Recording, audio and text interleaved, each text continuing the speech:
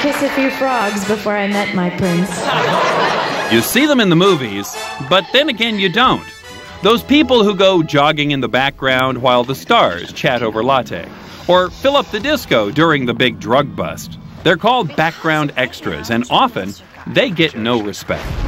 So you are what you are in this world. Many background actors start out as just set extras that work the process, just come in almost as lay individuals with little or no acting experience and get a toehold on a career through those means. There are many people who are background actors because they've come to Hollywood looking for glossier sorts of roles, and failing that, they've latched on to what they can. Obviously, being an extra is needed, or it wouldn't be such a big deal around here. Recently, a new documentary called Strictly Background has been hitting the film festival circuit.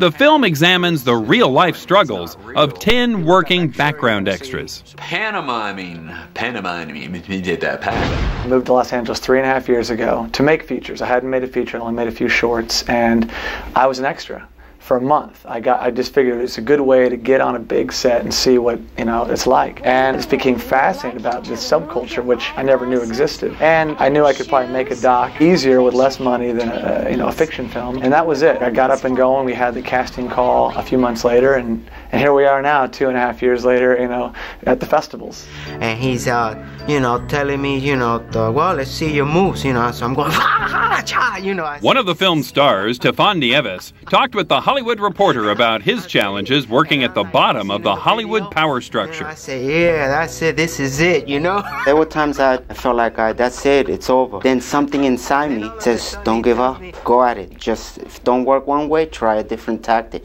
And then I think of where I'm gonna go to. This is what I love. Until I get the big break, more lines and stuff. It's better than nothing. Here's what I was in this. I played a NASA scientist. In a catch-22, background extras can hurt their chances of working by being a SAG member. But without that union's protection, the work they do get is often under very stressful conditions. Hey, drunk number 2. Those who worked and got their SAG card and put the money in, it's like their percentages of work can go way down. It's a shame the productions can do that.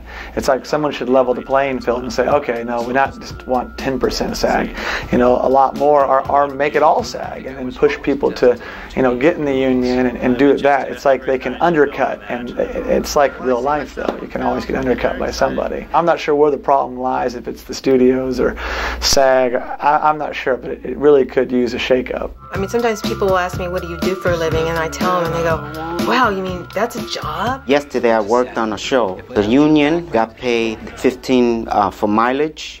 The non-union, sorry. And we all travel. We all go through our, situations to get to the set. I feel it's not fair. Then all of a sudden he tells me, well, take off your pants. I said, fungu. Really, I'm coming back home with at least $45. I look at this and I say, then the other side of me says, but hey, don't worry, you love this. This is you, your talent. Don't worry about it, just deal with it for a while. In Charlie's Angels Full Throttle, I was a drunk Mongolian. Some call them delusional, others unfortunate victims. But for most of these hardworking background extras, it's all about the love of the movies.